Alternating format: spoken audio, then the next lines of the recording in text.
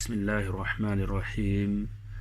الحمد لله رب العالمين، والصلاة والسلام على أشرف الأنبياء والمرسلين نبينا محمد وعلى آله وصحبه أجمعين، أما بعد. السلام علیکم ورحمۃ اللہ وبرکاتہ. معزز سامعین کرام، آپ حضرات کے سامنے اس سلسلے کی تیسری حدیث پیش خدمت ہے.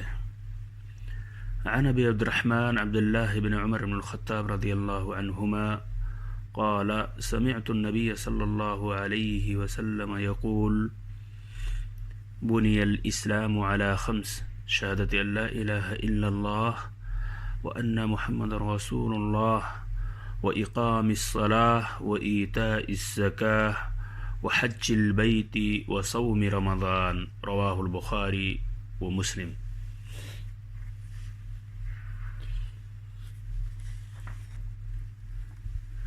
ترجمہ: عبداللہ بن عمر رضی اللہ عنہما سے روایت ہے کہ میں نے رسول اللہ صلی اللہ علیہ وسلم کو فرماتے ہوئے سنا، اسلام کی بنیاد 5 چیزوں پر ہے.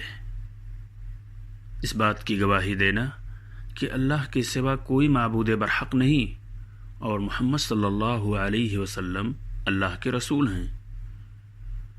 نماز قائم کرنا، زکوٰۃ ادا کرنا، بیت اللہ کا حج کرنا، رمضان کا روزہ رکھنا.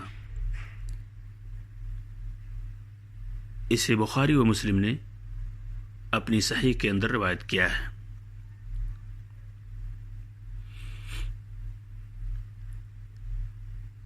اس حدیث سے مستنبط فوائد و احکام.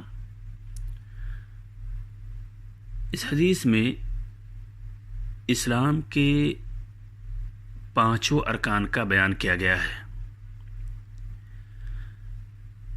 اسلام کا پہلا رکن شہادتین، جس کا مطلب یہ ہے اس بات کی گواہی دینا کہ اللہ کے سوا معبود برحق کوئی اور نہیں اور محمد صلی اللہ علیہ وسلم اللہ کے رسول ہیں. اس کو نبی کریم صلی اللہ علیہ وسلم نے پہلا رکن قرار دیا کیونکہ اس کلمہ کے اقرار کے بغیر جنت میں داخلہ اور جہنم سے نجات ناممکن ہے. کوئی عبادت شہادتین میں مذکورہ دونوں شرطوں کے بغیر مقبول نہیں. ایک اخلاص جو لا الہ الا اللہ کا معنی ہے، اور دوسرا اتباع سنت جو محمد رسول اللہ صلی اللہ علیہ وسلم کا تقاضا ہے. شہادتین کا مفہوم تھوڑا اور واضح انداز میں سمجھ لینا مناسب سمجھتے ہیں. لا الہ الا اللہ کی شہادت کا مطلب یہ ہے کہ ہر طرح کی عبادت و پرستش کا مستحق صرف اللہ کی ذات ہے. وہی سچا اور برحق معبود ہے. اس کے سوا جن کی بھی عبادت کی جاتی ہے وہ طاغوت اور جھوٹے معبود ہیں اور ان کی پرستش کرنے والے باطل پرست ہیں. شہادتین کا دوسرا جز محمد رسول اللہ صلی اللہ علیہ وسلم کو رسول ماننے کا تقاضا یہ ہے کہ آپ کے حکموں کی تعمیل کی جائے، آپ کی خبروں کی تصدیق کی جائے، آپ کی روکی ہوئی چیزوں سے اجتناب کیا جائے اور اللہ کی عبادت کا وہی طریقہ اپنایا جائے جو آپ صلی اللہ علیہ وسلم کی شریعت میں موجود ہے. سامعین کرام،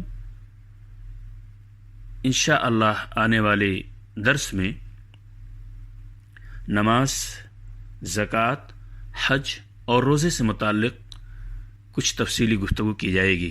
اللہ تبارک تعالی ہم سب کو اسلام کے ان بنیادی 5 رکنوں کو کما حق و سمجھنے اور اس کے مطابق عمل کرنے کی توفیق بخشے. آمین. السلام علیکم ورحمۃ اللہ وبرکاتہ.